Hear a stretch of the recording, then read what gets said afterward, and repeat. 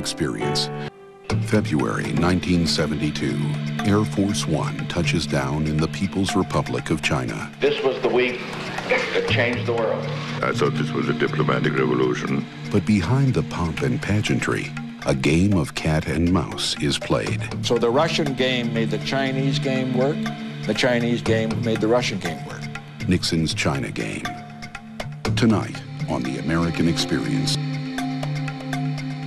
The American Experience is made possible by contributions to your PBS station from viewers like you. Thank you. Hello and welcome to The American Experience. I'm David McCullough. Secret, secrecy, elaborate deception, kept in the dark, dark glasses, black raincoat. No one would know. It's interesting how often these words and expressions are repeated as the extraordinary story you're about to see unfolds. So off we went into the darkness, recalls one of the president's staff. Try to find out what was really going on, and you were in the dark, remembers a journalist. On July 15th, 1971, in a television broadcast to the nation, President Richard Nixon announced that he had accepted an invitation to visit China. Talk about the element of surprise. This was almost beyond belief. Not only was America at war in Vietnam, not only was the Cold War the overshadowing reality of the time, the world divided into two exceedingly hostile camps, but it was Richard Nixon making the announcement. Nixon, of all people. Nixon, the ultimate Cold Warrior who was going to China. Furthermore, the whole thing had been arranged in secrecy. Not even the Vice President or the Secretary of State had been told what was afoot. Unpredictability is the greatest asset or weapon that a leader can have, President Nixon once observed. But the unpredictability of the trip to China was also greatly amplified by television. We all saw the toasts raised in Peking, the incongruously beaming faces of Nixon and Mao. And if the world hadn't necessarily turned upside down, we knew a very big change had taken place when at one banquet a red Chinese orchestra broke out with Home on the Range. This is an amazing story and very important history, and particularly fascinating as it's told from within.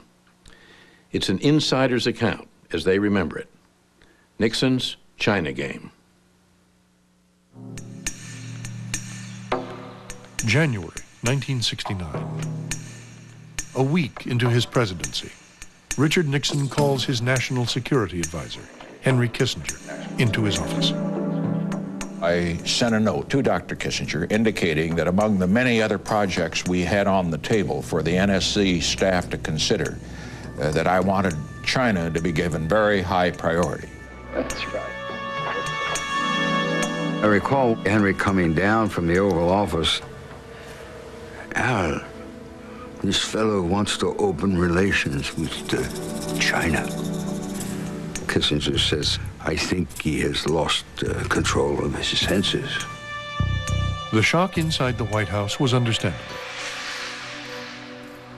China had been isolated since 1949, when the communist Mao Zedong took control, and the U.S. cut diplomatic ties. In the 1960s, Mao's brutal cultural revolution crushed all but his hardline supporters. They called President Nixon a gangster who wielded a blood-dripping butcher's knife. In 1969, the chances for any relationship between the United States and China seemed slim. If they acted the way they talked during the Cultural Revolution, then it was not doable. I had no way of knowing what we were dealing with the Chinese. Nixon had conceived an elaborate secret plan that would shock America's allies and alter the global balance of power.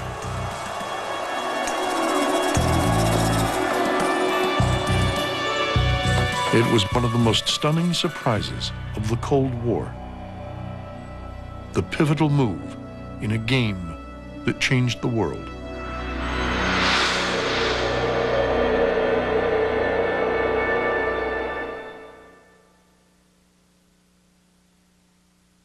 We can see that China is the basic cause of all of our troubles in Asia. If China had not gone communist, we would not have had a war in Korea. If China were not communist, there would be no war in Indochina. Since the 1950s, Richard Nixon had been a staunch anti-communist. But by the time he'd become president in January 1969, his thinking had changed.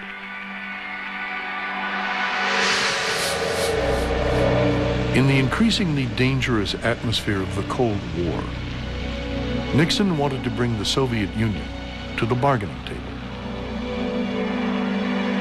And he worried that China, the most populous nation on earth, was living in angry isolation.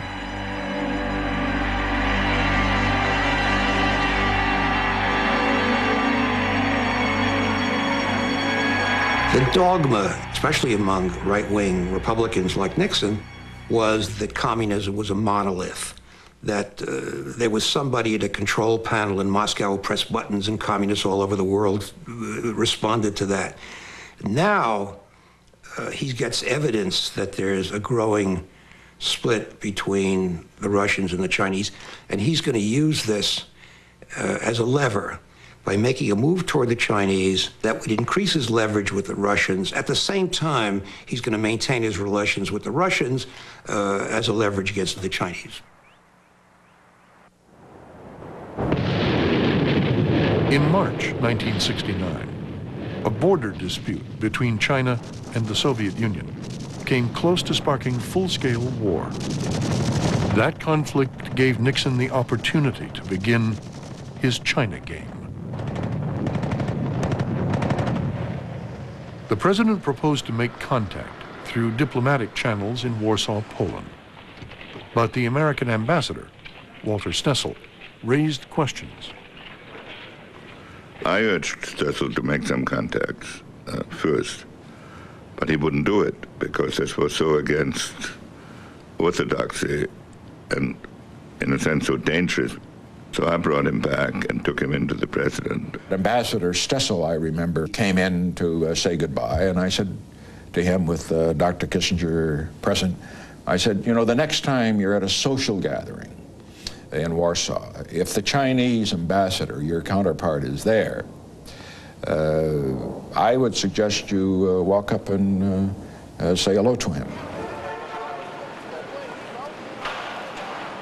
Saying hello was not that simple.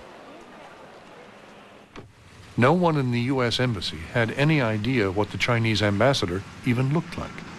The danger was that Ambassador Stessel would approach the Mongolian, or even worse, the Vietnamese, and tell him that the President of the United States wanted to improve relations with his country.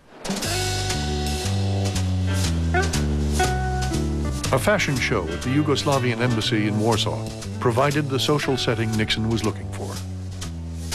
As the show ended, American officials spotted the China delegation. I caught this Chinese on the steps of the Palace of Culture and held him and said to him, my ambassador has a message for you. These Americans ran after us, shouting in Polish, "We are from the American embassy." The ambassador panted, "I saw President Nixon in Washington. He wants to establish relations with China." Two initial meetings were held in Warsaw. Back in Washington, the State Department raised concerns about the damaging effect the initiative could have on America's allies. Nixon's response was to cut the State Department out. The president and his national security advisor would pursue China on their own.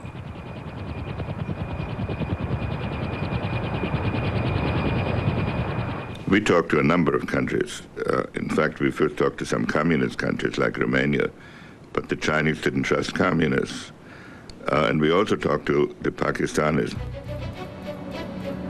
Pakistan was friendly with both the U.S. and China.